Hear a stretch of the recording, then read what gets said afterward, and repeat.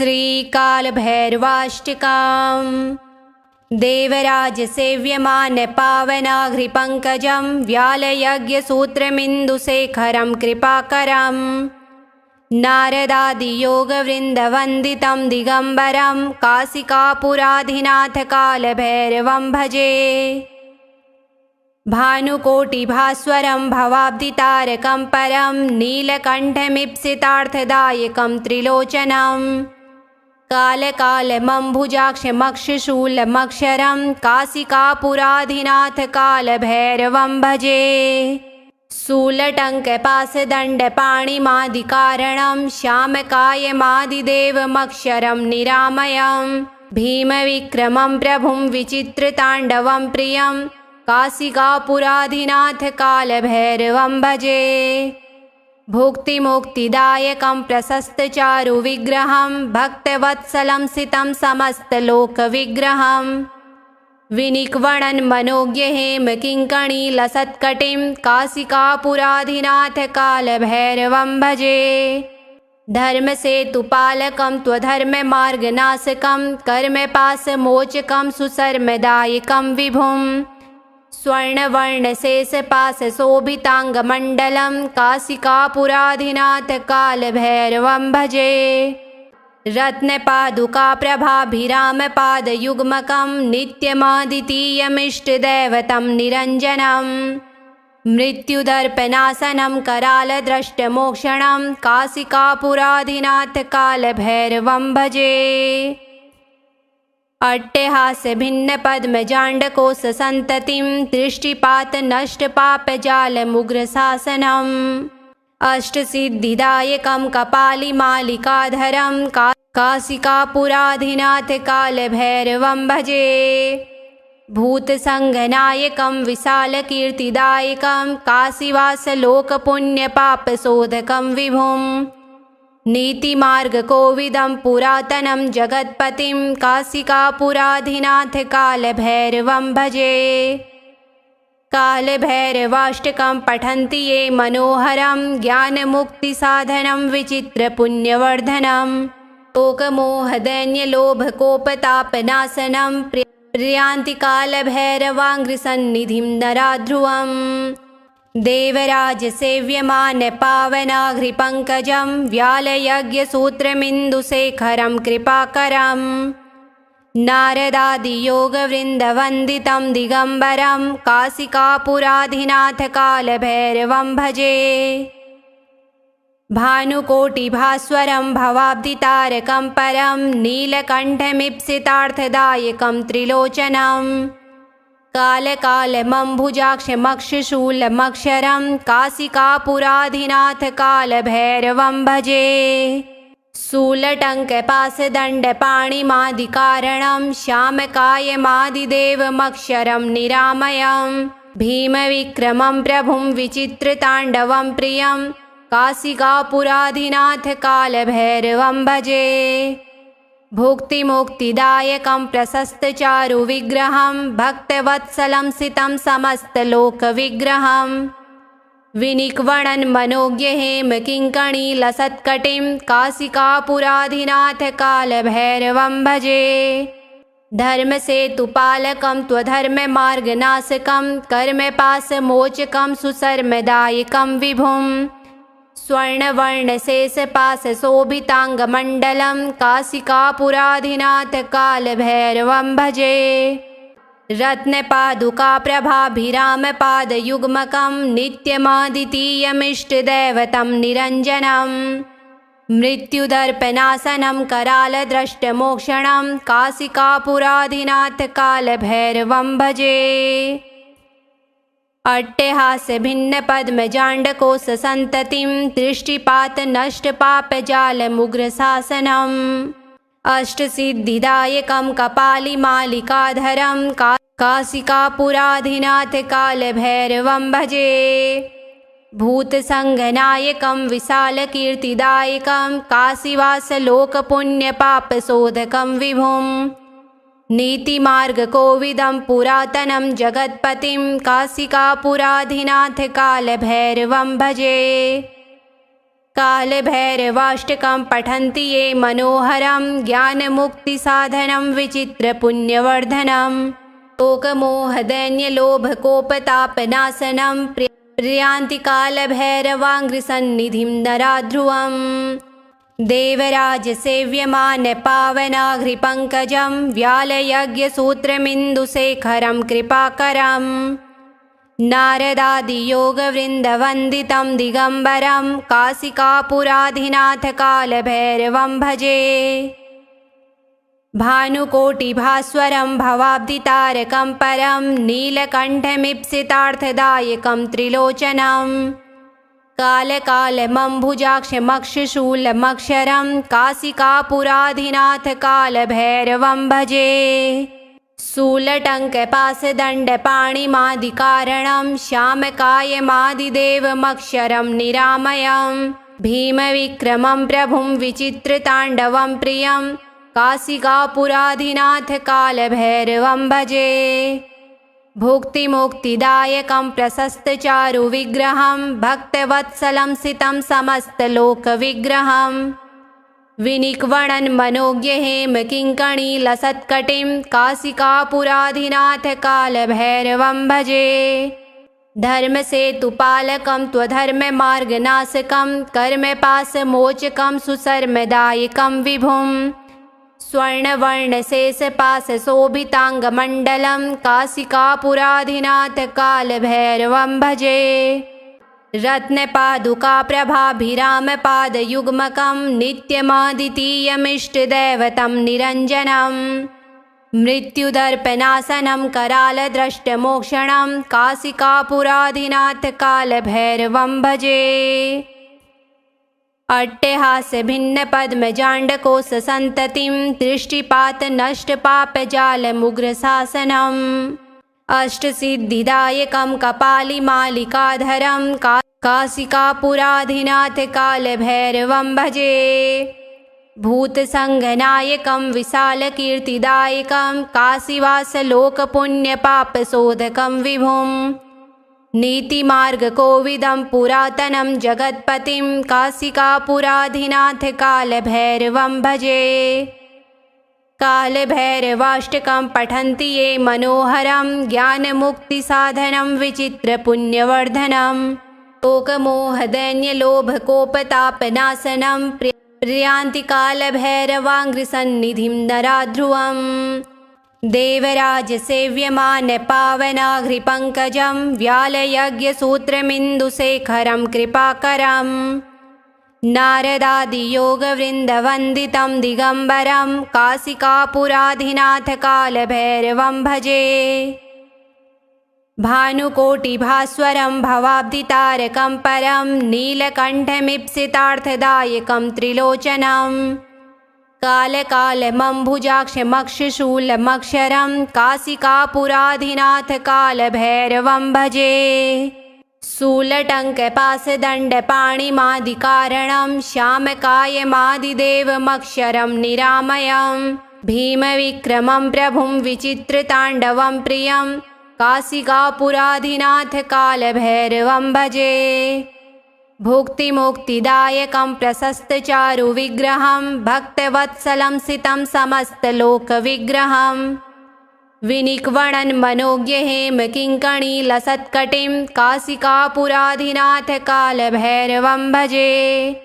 धर्मसेतुपालकं त्वधर्ममार्गनाशकं कर्मपाशमोचकं सुशर्मदायकं विभुं स्वर्णवर्णशेषपाशशोभिताङ्गमण्डलं काशिकापुराधिनाथकालभैरवं भजे रत्नपादुकाप्रभाभिरामपादयुग्मकं नित्यमद्वितीयमिष्टदैवतं निरञ्जनं मृत्युदर्पनाशनं करालद्रष्टमोक्षणं काशिकापुराधिनाथकालभैरवं भजे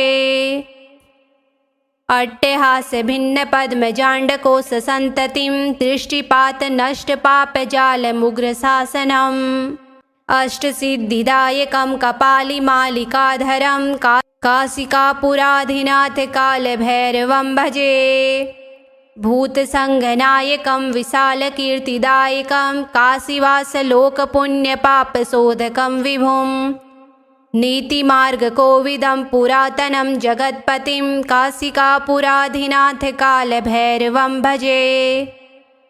कालभैरवाष्टकं पठन्ति ये मनोहरं ज्ञानमुक्तिसाधनं विचित्रपुण्यवर्धनं शोकमोहदैन्यलोभकोपतापनाशनं प्रयान्ति कालभैरवाङ्घ्रिसन्निधिं नराध्रुवम्। देवराजसेव्यमानपावनाघ्रिपङ्कजं व्यालयज्ञसूत्रमिन्दुशेखरं कृपाकरं नारदादियोगवृन्दवन्दितं दिगम्बरं काशिकापुराधिनाथ कालभैरवं भजे। भानुकोटिभास्वरं भवाब्धितारकं परं नीलकण्ठमीप्सितार्थदायकं त्रिलोचनं कालकालमम्बुजाक्षमक्षशूलमक्षरं काशिकापुराधिनाथ कालभैरवं भजे। शूलटङ्कपाशदण्डपाणिमादिकारणं श्यामकायमादिदेवमक्षरं निरामयं भीमविक्रमं प्रभुं विचित्रताण्डवं प्रियं काशिकापुराधिनाथ कालभैरवं भजे। भुक्तिमुक्तिदायकं प्रशस्तचारुविग्रहं भक्तवत्सलं सितं समस्तलोकविग्रहं विनिक्वणन् मनोज्ञहेमकिङ्कणीलसत्कटिं काशिकापुराधिनाथ कालभैरवं भजे। धर्मसेतुपालकं त्वधर्ममार्गनाशकं कर्मपाशमोचकं सुशर्मदायकं विभुं स्वर्णवर्णशेषपाशशोभिताङ्गमण्डलं काशिकापुराधिनाथ कालभैरवं भजे। रत्नपादुकाप्रभाभिरामपादयुग्मकं नित्यमद्वितीयमिष्टदैवतं निरञ्जनं मृत्युदर्पनाशनं करालद्रष्टमोक्षणं काशिकापुराधिनाथ कालभैरवं भजे। अट्टहासभिन्नपद्मजाण्डकोशसन्ततिं दृष्टिपातनष्टपापजालमुग्रशासनम् अष्टसिद्धिदायकं कपालिमालिकाधरं काशिकापुराधिनाथ कालभैरवं भजे। भूतसङ्घनायकं विशालकीर्तिदायकं काशीवासलोकपुण्यपापशोधकं विभुं नीतिमार्गकोविदं पुरातनं जगत्पतिं काशिकापुराधिनाथ कालभैरवं भजे। कालभैरवाष्टकं पठन्ति ये मनोहरं ज्ञानमुक्तिसाधनं विचित्रपुण्यवर्धनं शोकमोहदैन्यलोभकोपतापनाशनं प्रयान्ति कालभैरवाङ्घ्रिसन्निधिं नराध्रुवम्। देवराजसेव्यमानपावनाघ्रिपङ्कजं व्यालयज्ञसूत्रमिन्दुशेखरं कृपाकरं नारदादियोगवृन्दवन्दितं दिगम्बरं काशिकापुराधिनाथ कालभैरवं भजे। भानुकोटिभास्वरं भवाब्धितारकं परं नीलकण्ठमीप्सितार्थदायकं त्रिलोचनं कालकालमम्बुजाक्षमक्षशूलमक्षरं काशिकापुराधिनाथ कालभैरवं भजे। शूलटङ्कपाशदण्डपाणिमादिकारणं श्यामकायमादिदेवमक्षरं निरामयं भीमविक्रमं प्रभुं विचित्रताण्डवं प्रियं काशिकापुराधिनाथ कालभैरवं भजे। भुक्तिमुक्तिदायकं प्रशस्तचारुविग्रहं भक्तवत्सलं सितं समस्तलोकविग्रहं विनिक्वणन् मनोज्ञहेमकिङ्कणीलसत्कटिं काशिकापुराधिनाथ कालभैरवं भजे। धर्मसेतुपालकं त्वधर्ममार्गनाशकं कर्मपाशमोचकं सुशर्मदायकं विभुं स्वर्णवर्णशेषपाशशोभिताङ्गमण्डलं काशिकापुराधिनाथ कालभैरवं भजे। रत्नपादुकाप्रभाभिरामपादयुग्मकं नित्यमद्वितीयमिष्टदैवतं निरञ्जनं मृत्युदर्पनाशनं करालद्रष्टमोक्षणं काशिकापुराधिनाथ कालभैरवं भजे। अट्टहासभिन्नपद्मजाण्डकोशसन्ततिं दृष्टिपातनष्टपापजालमुग्रशासनम् अष्टसिद्धिदायकं कपालिमालिकाधरं काशिकापुराधिनाथ कालभैरवं भजे। भूतसङ्गनायकं विशालकीर्तिदायकं काशीवासलोकपुण्यपापशोधकं विभुं। नीतिमार्गकोविदं पुरातनं जगत्पतिं काशिकापुराधिनाथ कालभैरवं भजे। कालभैरवाष्टकं पठन्ति ये मनोहरं ज्ञानमुक्तिसाधनं विचित्रपुण्यवर्धनं। शोकमोहदैन्यलोभकोपतापनाशनं प्रियान्ति कालभैरवाङ्घ्रिसन्निधिं नराध्रुवम्। देवराजसेव्यमानपावनाघ्रिपङ्कजं व्यालयज्ञसूत्रमिन्दुशेखरं कृपाकरम्। नारदादियोगवृन्दवन्दितं दिगम्बरं काशिकापुराधिनाथ कालभैरवं भजे। भानुकोटिभास्वरं भवाब्धितारकं परं नीलकण्ठमीप्सितार्थदायकं त्रिलोचनं। कालकालमम्बुजाक्षमक्षशूलमक्षरं काशिकापुराधिनाथ कालभैरवं भजे। शूलटङ्कपाशदण्डपाणिमादिकारणं श्यामकायमादिदेवमक्षरं निरामयं। भीमविक्रमं प्रभुं विचित्रताण्डवं प्रियं काशिकापुराधिनाथ कालभैरवं भजे। भुक्तिमुक्तिदायकं प्रशस्तचारुविग्रहं भक्तवत्सलं सितं समस्तलोकविग्रहं। विनिक्वणन् मनोज्ञहेमकिङ्कणीलसत्कटिं काशिकापुराधिनाथ कालभैरवं भजे। धर्मसेतुपालकं त्वधर्ममार्गनाशकं कर्मपाशमोचकं सुशर्मदायकं विभुं। स्वर्णवर्णशेषपाशशोभिताङ्गमण्डलं काशिकापुराधिनाथ कालभैरवं भजे। रत्नपादुकाप्रभाभिरामपादयुग्मकं नित्यमद्वितीयमिष्टदैवतं निरञ्जनं। मृत्युदर्पनाशनं करालद्रष्टमोक्षणं काशिकापुराधिनाथ कालभैरवं भजे। अट्टहासभिन्नपद्मजाण्डकोशसन्ततिं दृष्टिपातनष्टपापजालमुग्रशासनम्।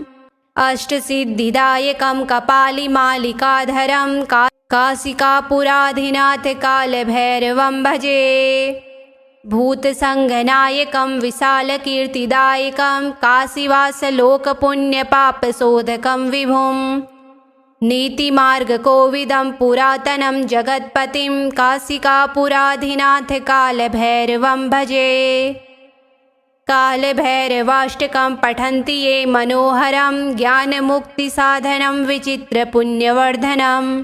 शोकमोहदैन्यलोभकोपतापनाशनं प्रियान्ति कालभैरवाङ्घ्रिसन्निधिं नराध्रुवम्। देवराजसेव्यमानपावनाघ्रिपङ्कजं व्यालयज्ञसूत्रमिन्दुशेखरं कृपाकरम्। नारदादियोगवृन्दवन्दितं दिगम्बरं काशिकापुराधिनाथ कालभैरवं भजे। भानुकोटिभास्वरं भवाब्धितारकं परं नीलकण्ठमीप्सितार्थदायकं त्रिलोचनं। कालकालमम्बुजाक्षमक्षशूलमक्षरं काशिकापुराधिनाथ कालभैरवं भजे। शूलटङ्कपाशदण्डपाणिमादिकारणं श्यामकायमादिदेवमक्षरं निरामयं। भीमविक्रमं प्रभुं विचित्रताण्डवं प्रियं काशिकापुराधिनाथ कालभैरवं भजे। भुक्तिमुक्तिदायकं प्रशस्तचारुविग्रहं भक्तवत्सलं सितं समस्तलोकविग्रहं। विनिक्वणन् मनोज्ञहेमकिङ्कणीलसत्कटिं काशिकापुराधिनाथ कालभैरवं भजे। धर्मसेतुपालकं त्वधर्ममार्गनाशकं कर्मपाशमोचकं सुशर्मदायकं विभुं। स्वर्णवर्णशेषपाशशोभिताङ्गमण्डलं काशिकापुराधिनाथ कालभैरवं भजे।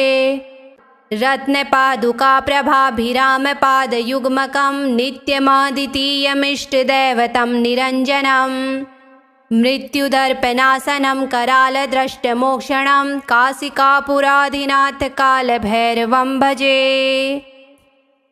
अट्टहास्य भिन्न पद्मजाण्डकोशसन्ततिं दृष्टिपात नष्ट पापजालमुग्रशासनम् अष्टसिद्धिदायकं कपालिमालिकाधरं काशिकापुराधिनाथ कालभैरवं भजे भूतसङ्घनायकं विशालकीर्तिदायकं काशीवासलोकपुण्यपापशोधकं विभुं नीतिमार्गकोविदं पुरातनं जगत्पतिं काशिकापुराधिनाथ कालभैरवं भजे कालभैरवाष्टकं पठन्ति ये मनोहरं ज्ञानमुक्तिसाधनं विचित्रपुण्यवर्धनं शोकमोहदैन्यलोभकोपतापनाशनं प्रियान्ति कालभैरवाङ्घ्रिसन्निधिं नराध्रुवं देवराजसेव्यमानपावनाघ्रिपङ्कजं व्यालयज्ञसूत्रमिन्दुशेखरं कृपाकरम् नारदादियोगवृन्दवन्दितं दिगम्बरं काशिकापुराधिनाथ कालभैरवं भजे भानुकोटिभास्वरं भवाब्धितारकं परं नीलकण्ठमीप्सितार्थदायकं त्रिलोचनं कालकालमम्बुजाक्षमक्षशूलमक्षरं काशिकापुराधिनाथ कालभैरवं भजे शूलटङ्कपाशदण्डपाणिमादिकारणं श्यामकायमादिदेवमक्षरं निरामयं भीमविक्रमं प्रभुं विचित्रताण्डवं प्रियं काशिकापुराधिनाथ कालभैरवं भजे भुक्तिमुक्तिदायकं प्रशस्तचारुविग्रहं भक्तवत्सलं सितं समस्तलोकविग्रहम् विनिक्वणन् मनोज्ञहेमकिङ्कणीलसत्कटिं काशिकापुराधिनाथ कालभैरवं भजे धर्मसेतुपालकं त्वधर्ममार्गनाशकं कर्मपाशमोचकं सुशर्मदायकं विभुं स्वर्णवर्णशेषपाशशोभिताङ्गमण्डलं काशिकापुराधिनाथ कालभैरवं भजे रत्नपादुकाप्रभाभिरामपादयुग्मकं नित्यमद्वितीयमिष्टदैवतं निरञ्जनं मृत्युदर्पनाशनं करालद्रष्टमोक्षणं काशिकापुराधिनाथ कालभैरवं भजे अट्टहास्य भिन्न पद्मजाण्डकोशसन्ततिं दृष्टिपात नष्ट पापजालमुग्रशासनम् अष्टसिद्धिदायकं कपालिमालिकाधरं काशिकापुराधिनाथ कालभैरवं भजे भूतसङ्घनायकं विशालकीर्तिदायकं काशीवासलोकपुण्यपापशोधकं विभुं नीतिमार्गकोविदं पुरातनं जगत्पतिं काशिकापुराधिनाथ कालभैरवं भजे कालभैरवाष्टकं पठन्ति ये मनोहरं ज्ञानमुक्तिसाधनं विचित्रपुण्यवर्धनं शोकमोहदैन्यलोभकोपतापनाशनं प्रियान्ति कालभैरवाङ्घ्रिसन्निधिं नराध्रुवं देवराजसेव्यमानपावनाघ्रिपङ्कजं व्यालयज्ञसूत्रमिन्दुशेखरं कृपाकरम् नारदादियोगवृन्दवन्दितं दिगम्बरं काशिकापुराधिनाथ कालभैरवं भजे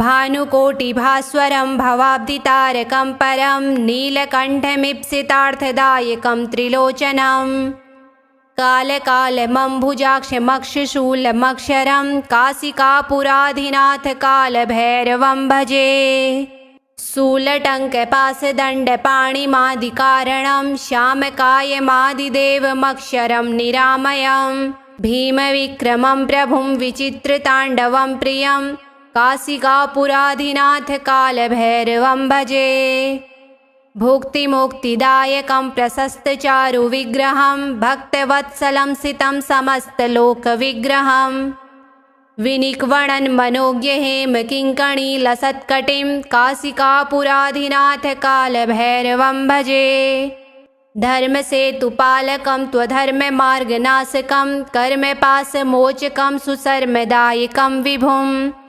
स्वर्णवर्णशेषपाशशोभिताङ्गमण्डलं काशिकापुराधिनाथ कालभैरवं भजे रत्नपादुकाप्रभाभिरामपादयुग्मकं नित्यमद्वितीयमिष्टदैवतं निरञ्जनं मृत्युदर्पनाशनं करालद्रष्टमोक्षणं काशिकापुराधिनाथ कालभैरवं भजे।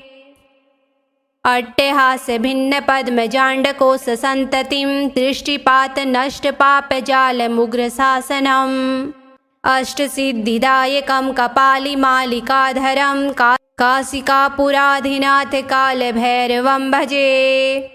भूतसङ्घनायकं विशालकीर्तिदायकं काशीवासलोकपुण्यपापशोधकं विभुं नीतिमार्गकोविदं पुरातनं जगत्पतिं काशिकापुराधिनाथ कालभैरवं भजे। कालभैरवाष्टकं पठन्ति ये मनोहरं ज्ञानमुक्तिसाधनं विचित्रपुण्यवर्धनं शोकमोहदैन्यलोभकोपतापनाशनं प्रियान्ति कालभैरवाङ्घ्रिसन्निधिं नराध्रुवं। श्रीकालभैरवाष्टकं सम्पूर्णम्।